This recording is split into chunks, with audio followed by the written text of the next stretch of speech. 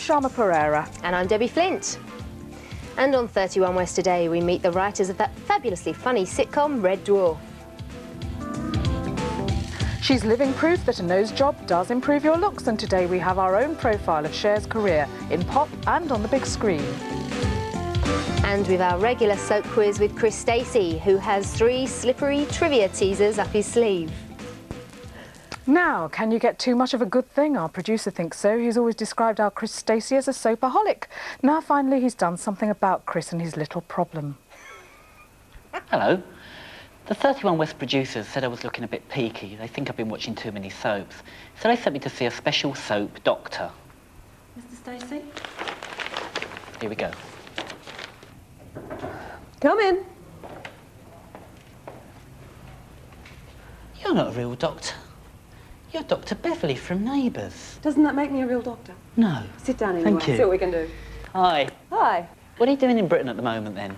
Well, Chris, I'm here basically on holiday, also having a bit of a look around to see what I can find in terms of work. I'm looking at agents and looking at the potential for work in the future. And you took over an established role. How was it taking over from another actress? Well, I have to say, at first I was very nervous because the character had been established. I was afraid that the public wouldn't accept it. I was very pleasantly surprised. I was also a bit nervous that there might have been a family feel in the company and they wouldn't be too open to a new person. But the cast were fabulous and the public have been just as fabulous. It seems that people are willing to give another actor a go because Lisa Armitage, whom I replaced, left for personal reasons, very much of her own accord. And it was a matter of if they wanted to keep the character alive, which was important to the program, they had to replace her, and I'm happy to say that it all worked out very well. Miss Wilson. Doctor, this is intolerable. I mean, how much longer do I have to wait? After Miss Wilson. Yep, I'm in excruciating pain. Don't know how much more I can take. Miss Wilson, would you mind waiting a moment? Certainly. Thank you. Come through, Mr. Whiting. Jonathan. What's wrong with him? I'm not sure. Did you do any research into being a GP? Yes, certainly some. I have a very friendly, tame GP at home whom I spoke to. And I also have spent some time with our medical advisor on Neighbours, who comes in to just fine-tune all the medical bits and pieces that we might do. And I got her to take me through the medical bag, teach me how to take blood pressure, all that sort of thing. Have you seen any British soaps at all? And if so, would you like to be in any? Oh, sure. It's very hard to know how to define soap. One of my favourite British programs is The Bill, which I love, and I had the great fortunate opportunity to go and look over their premises recently, and that was terrific.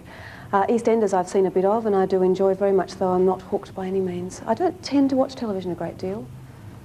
I just sort of pop in and pop out with it. What do you do away from Neighbours?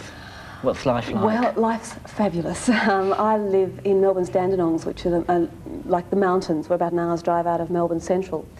I do a lot of gardening, which I'm fairly new at because I've only been in this particular house since January this year. But I'm learning fast and I just love getting my hands in the earth. We live in 3 converted railway carriages in the mountains, which is an unusual house. It may sound pokey and it's very hard to imagine without being there, but it's actually very plush. We've got central heating and en-suites, all mod cons. A spectacular view into the valley below us. The whole front of the carriage is glass fronted.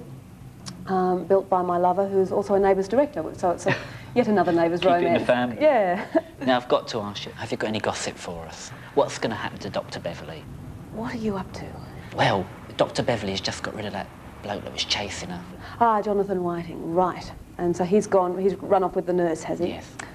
Oh, what's in store for Beverley? Well, as you know, she's had some trouble getting pregnant and she's very keen to have a child. Well, she comes by a child, but not in the usual way. And Chris Stacey denies any responsibility whatsoever. He's back soon with the soap quiz, but now today's guests. Well, not to worry, because Chris Stacey, remember him, survived his trip to the doctors and is here with the soap quiz.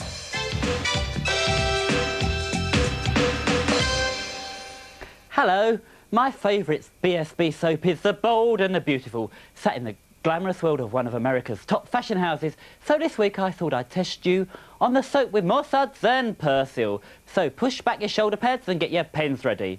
Now, Eric Forrester is head of the fashion house, and here he is looking very distinguished. And that's why you wanted to see me? I've got to give him some kind of answer. You can't wait any longer. You want to hire him? He wants me to hire him.